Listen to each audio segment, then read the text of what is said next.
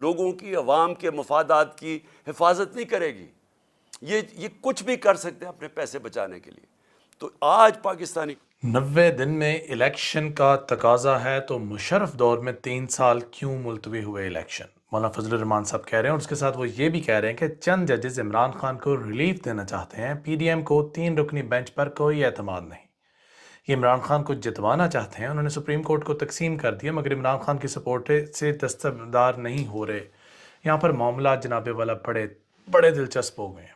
دلچسپ اس لیے میں بولوں گا، دیکھیں ماضی کے اندر مولانا فضل الرحمان جیسا کہ 5 لاکھ علماء کرام کا ایک چہرہ تھے، اور دیکھیں انہوں نے بات اچھی کی ہے کہ مشرف دور میں الیکشنز کیوں نہیں ہوئے. تو جناب والا آپ مشرف دور میں کہاں بیٹھے تھے؟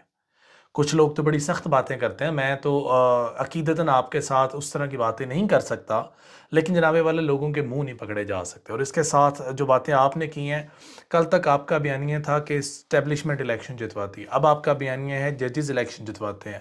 آپ اپنے بیانیے کو ایک دفعہ نظر ثانی کیجیے اور ریوائز کیجیے، اور آپ اپنا ایک متفقہ بیانیہ دیجیے جس پہ ہمیں بھی پتہ ہو کہ ہم نے کہاں پہ آپ کو بیک اپ کرنا ہے.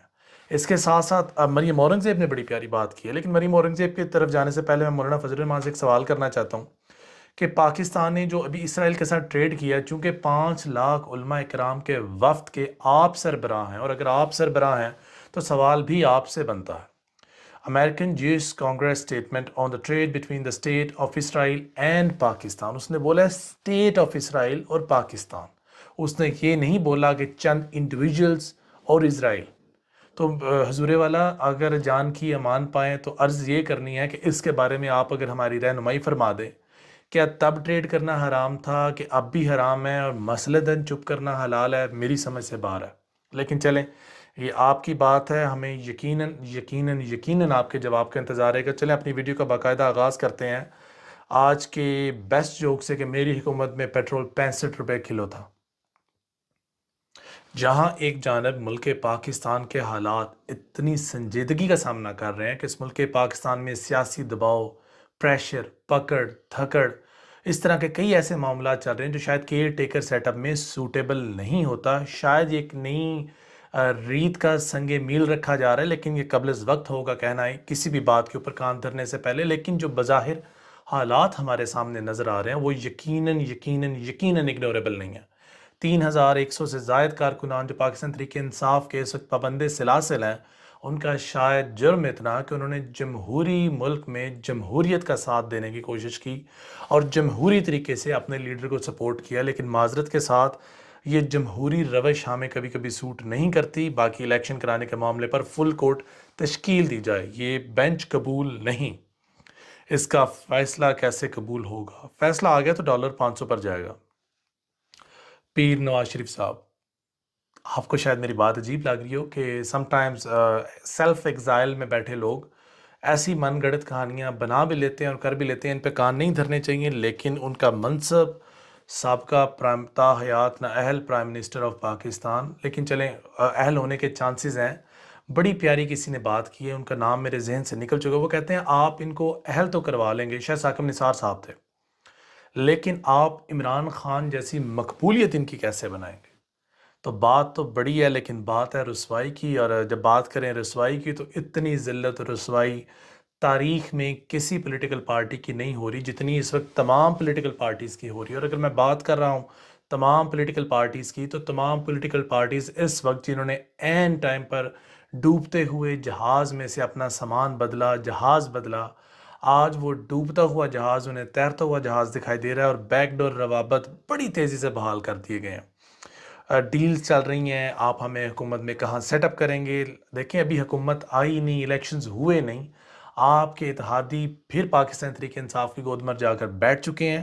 اگر میری بات غلط ثابت ہو تو کائنڈلی مجھے اپڈیٹ کیجیے گا. لیکن ابھی اطلاعات، تازہ ترین اطلاعات یہ آ رہی ہیں کہ نامعلوم لوگوں کے پریشر کے باوجود لوگ اپنی وفاداریاں اور حلف تبدیل کر رہے ہیں، وہ چاہے پارٹی کی صورت میں ہو چاہے انڈیویجولز کی صورت میں ہو. لیکن یہ ملک پاکستان ہے، اس ملک پاکستان میں 50 روپے کے سٹیمپ پیپر پر تو لوگ باہر جا سکتے ہیں. اس وقت کے ججز کے فیصلے انہیں منظور ہیں. ان کی بیٹی ضمانت پر، رہائی پر بڑی بڑی باتیں کر سکتی ہیں، عدلیہ پر تیر چلا سکتی ہیں، وہ بھی انہیں منظور ہے. آرٹیکل 190 کی ایک بڑی پیاری شک ہے، میں آپ کو پڑھ کے سنا دیتا ہوں. आर्टिकल 190 सेज कि हमारे इस वक्त इस मुल्क पाकिस्तान में सुप्रीम कोर्ट सुप्रीम है। सुप्रीम कोर्ट चाहे तो डिफेंस मिनिस्टर को बुलाए, सुप्रीम कोर्ट चाहे तो जो मर्जी फैसले करे। सुप्रीम कोर्ट आर्टिकल 190 के तहत बहुत पावरफुल है, जिस तरह की मर्जी सज़ा दे सकती है जस्ट इन केस तौहीन अदालत के चक्कर में। अगर आपने अदालत की कोई बात नहीं मानी तो पाकिस्तान के अंदर आइन सुप्रीम है और उसको इम्प्लीमेंट करने वाली हमारे ऑनरेबल जजेस सुप्रीम है। लेकिन ऐसा अचानक क्या हो गया कि पिछले 75 सालों से इनको ये याद नहीं आया और एक ही दिन में ऐसा कानून बना डाला कि चीफ जस्टिस ऑफ पाकिस्तान के पास सुमोटो का एक्शन ही। हालांकि इमरान खान साहब ने भी अपने लेटेस्ट खिताब के अंदर ये बात क्लियरली की है, जब आपने हमारी रात के 12 बजे अदालतें लगाकर हमारी हुकूमत को खैराबाद करवाया, हमें घर भेजा, हम अपनी डायरी लेकर प्राइम मिनिस्टर हाउस से निकले, तब आपको मिठाइयाँ बांटने से फुर्सत नहीं मिली और तब आपको अदालती फैसले मुनासिब लग रहे थे। और आज जब अदालती फैसला आइन की रूह से 90 दिन के अंदर जो इलेक्शंस होने हैं और 90 दिन के अंदर ही इलेक्शंस होने चाहिए। देखिए, इस मुल्क पाकिस्तान में ऐसे मजाक हो चुके हैं कि जब इलेक्शंस 90 दिन से आगे जाने का सोचते हैं तो हमारे जहन में बैक इन टाइम 10 साल, कोई आया था 2 माह के लिए 10 साल हुकूमत करके चला गया, कोई आया था मेरे ख्याल से 3 हफ्तों के लिए, वो भी कोई लंबी चौड़ी हुकूमत करके 3 साल इलेक्शंस नहीं करवाए। जैसे कि मौलाना फजलुर रहमान साहब कह रहे हैं कि मुशर्रफ की दफ़ा आप चुप क्यों थे। तो सवाल तो बड़े लोगों से है कि मुशर्रफ की दफ़ा बाकी सारे लोग चुप क्यों थे, जिन्होंने पीसीओ के तहत हल्फ लिया वो लोग चुप क्यों थे। लेकिन let's not go there, that's not our domain at the moment. Let's stick to the point. The only point is के जो इसराइल के साथ आपने ट्रेड किए, जबकि आपका इस्लामी जमहूरिया पाकिस्तान का पासपोर्ट ये कहता है this passport is valid for travels for all across the globe apart from Israel.